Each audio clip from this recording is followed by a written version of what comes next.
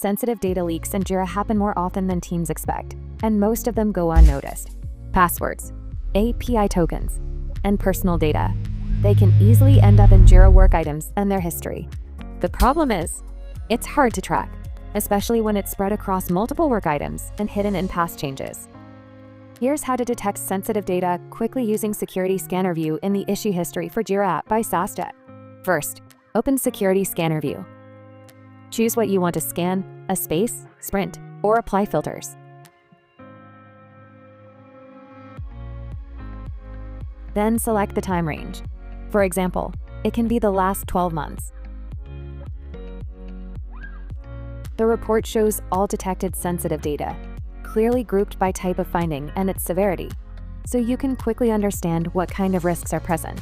You can instantly see what was found, where it appears, and how critical each finding is, helping you prioritize what needs attention first.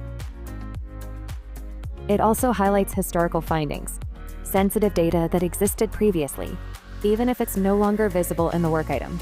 For example, a password was mentioned in the work item comment and then deleted. It is not present in the current state of the work item, but it is still present in its history.